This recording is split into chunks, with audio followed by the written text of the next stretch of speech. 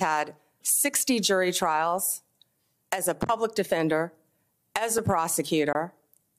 He has great experience in the Intel Department, Department of Defense. I have known Kash, and I believe that Kash is the right person at this time for this job. You'll have the ability to question Mr. Patel. And I'm questioning you right now about whether you will enforce an enemies list that he announced publicly on television. Oh, Senator, I'm sorry. There will never be an enemies list within the Department of Justice. Senator Sheldon Whitehouse, our next guest, asked Pam Bondi about this statement made by Donald Trump's choice to head the FBI. The FBI's footprint has gotten so freaking big. And the biggest problem the FBI has come out of its intel shops. I'd break that component out of it. I'd shut down the FBI Hoover building on day one and reopening the next day as a museum of the deep state. What is the FBI's role in national security and counterterrorism, and how important is that role? You know, Senator, I believe now more than ever, counterterrorism is so important and vital in our country.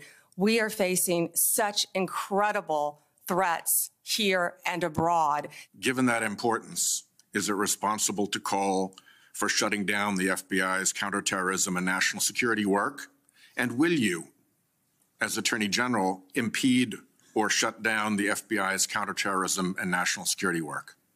Senator, Two questions. Senator, I believe that national security is vital right now for our country on so many fronts. I could continue to discuss many others. And the FBI's role in that? And the FBI plays a vital role in counterterrorism which you will or will not shut down. I will look at each agency. I have no intention of shutting anything down right now, Senator. I am not in that office yet, and if confirmed, I will look at each individual agency and how it should be managed. But counterterrorism right now in our world is vital. So were you completely reassured? You know, in many respects, she was terrific. She's twice elected Attorney General of a major state. She said all the right things about rule of law, protecting the institutions, no fear or favor, all of that. And then you fly into sort of the Trump sensitivity, no-fly zone, and everything suddenly went haywire. And she couldn't answer the question whether Joe Biden won the election. She couldn't say that there was not present predication to prosecute Jack Smith. There were, and what was strange about that is that her big issue is, can you be independent from Trump? Will you be a legit, honest, you know, stand-up independent attorney general, or will you be his tool and his stooge? And in her answers, she was usually very good until they hit stuff that connected to Trump. And the change in the conduct, the change in the quality of the answers sent a really powerful signal that, oh my God, there really is something going on around Trump with her, where the answers suddenly collapse when she's so good when you're talking about things that aren't touching that Trump area.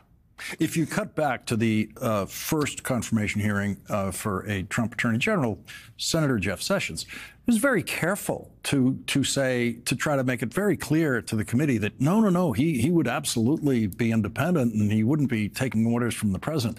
There's really no attempt to do that here. Much less of an attempt. You know, I think she will say, I will be a strong and independent Attorney General, in those general words, and then you ask her for something that tests that proposition, like, can you tell us that Joe Biden won? Right. And she can't do that. Right. Just can't do that. So it's almost as if there's some kind of like strange magnetic force around Trump, a force field that the strong Pam Bondi that we see in regular questions collapses under that force, I guess. It was very odd. She was very, very good until it hit Trump sensitivity, and then complete collapse. One thing that seems to be on Donald Trump's mind is the 25th Amendment. There were reports from inside the Trump administration, especially after January 6th, that there was a discussion of the 25th Amendment, which is to say use the vice president and a majority of the cabinet to then basically they can vote the president out. And this seems to be a choice of cabinet officials where Donald Trump is very conscious of the 25th Amendment, making sure 100% of them would not ever be in a discussion of using the 25th Amendment, no matter what he does. Yeah. And it's particularly scary in the first presidency that will be operating under the Chief Justice Roberts' immunity decision, where he is allowed to use cabinet officials, his tools of power, to commit crimes. That is in the core presidential powers, and therefore full immunity. And if they're worried about their criminal immunity, he pardons them. So you could essentially run a full-on criminal enterprise by this president through this cabinet scot-free. And certainly that makes independence in the Attorney General, even if she can't prosecute, to at least call things out and defend the rule of law, a pretty vital characteristic. And it was one that we only saw nominally and rhetorically, not in her actual ability to answer in matters that would have been touchy with Trump and MAGA. In the Department of Justice, the FBI resides in the Department of Justice. Yeah.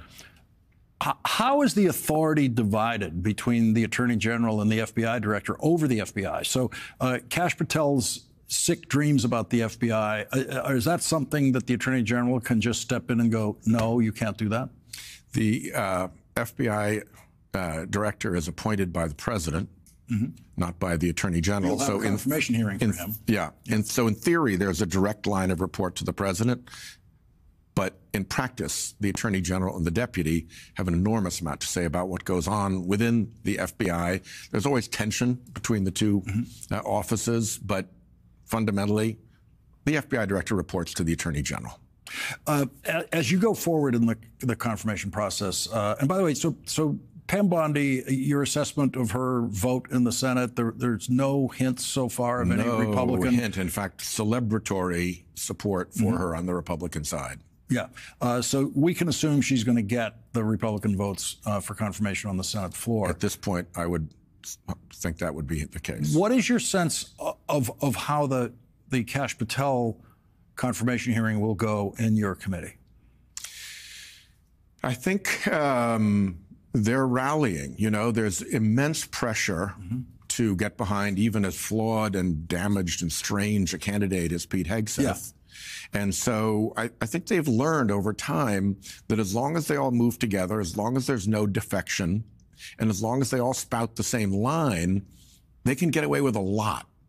And they're very powerful forces, from the pressure of the incoming president to the billions of Elon Musk to the flying monkeys on the internet of the far right who threaten people with having their children killed and all that kind of stuff when they get out of line. They are under really, really immense pressure. And you see it in the collapse of concern about I mean, can you imagine if a Democrat candidate for FBI came in with a left-wing enemies list?